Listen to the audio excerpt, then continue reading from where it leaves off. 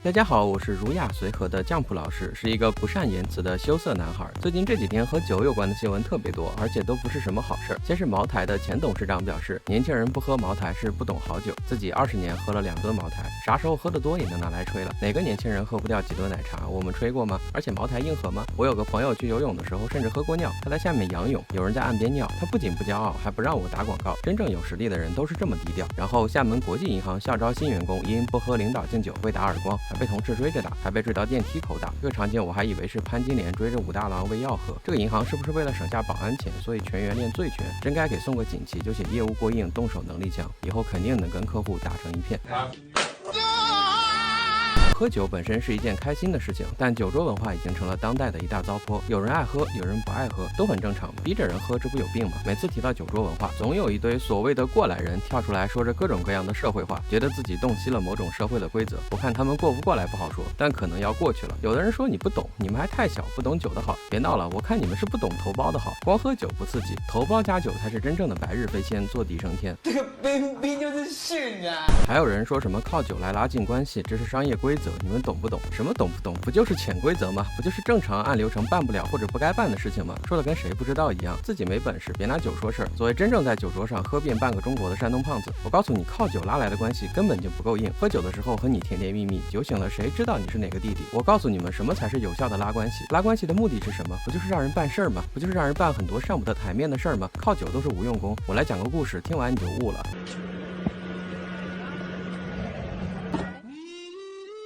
我侄子虽然年纪不大，但经历不少。有一次他期末考试3门加起来居然及格了，我姐夫为了奖励他，带他去会所，他竟然跟我炫耀，于是我一路尾随给他拍了下来。我拿着照片和我侄子认真探讨了一下我们的关系，从此我们关系异常亲密，我说什么他都干，像极了喝酒办事。直到有一天我命令他考上清华，他想了想去找他老妈自首了。现在我姐夫还在医院里躺着呢。关系再硬也没拳头硬，懂了吗？硬的关系本质不是靠酒，是靠酒后发生的那些乱七八糟的事情，尤其依赖摄像头。希望懂了的朋友把我懂了打在公屏上。一台好的手机比那酒重要多了，真的很关键。而且发现了吗？真正办事的本质就是靠把柄跟威胁、威逼和利诱。但办这些事情的时候，不完全需要你喝酒，只要你不要脸、骚话多，没有酒你一样办。所以酒根本不重要，不要脸才重要。而很多劝酒的人本身就具备了不要脸这一专业素养，为什么还要浪费酒？节约粮食从你我做起。我姓马，我叫马牛。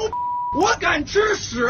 还有人说敬酒是尊重，拒绝就是瞧不起，真的搞笑。这年头谁瞧得起谁啊？谁不是嘴上叫爸爸，心里骂傻叉？谁想尊重你啊？还不是为了钱吗？大家尊重的是钱好吗？你以为你是谁？不要太自以为是啊！你觉得你是钱的主人，你只是钱的工具人。放菜市场上，你倒的酒都比你贵。假如你一定要通过喝东西获得尊重，那靠酒是解决不了问题的。这东西没有挑战性，张个嘴就能喝。你端着一杯酒走到我面前，这东西有什么难度我都笑了。但你端着一杯尿走到我面前，对我说我干了，你随意，然后一口闷，我他妈要当场对你肃然起敬。不管你是鲜榨还是陈酿，我都服。劝人喝酒算什么？这才是真朋克。更朋克的人直接现场自产自销原汤化原食，还说什么喝了就是兄弟，谁跟你是兄弟？我爸当年一直洁身自好，你今天喝多，我爸当年可没喝多。有人说喝酒才是把你当自己人，我不想听你叫我自己人，我只想听你叫爸爸。我就想问我他们要做错了什么，你竟然不愿意叫我一声父亲？有人说酒精过敏是喝的不够多，需要勤加练习，你这是在挑战生物学，要在人类进化的基因树上吊死。小心达尔文、孟德尔、巴斯德老师晚上相约找你跳广场舞，来一场真正的3英战吕布。按照这个逻辑，我看你顶不住子弹是因为被打的不够多，反而需要勤加练习。你要是嫌子弹飞得慢，我干脆给你上导弹。还有人一听我是山东人就觉得我特别能喝酒，张口就是山东男人都是海量。我告诉你，我不仅擅长喝酒，我还擅长开挖掘机，喝多了直接开着挖掘机把你家厕所给刨了，你以后上厕所风吹屁屁凉。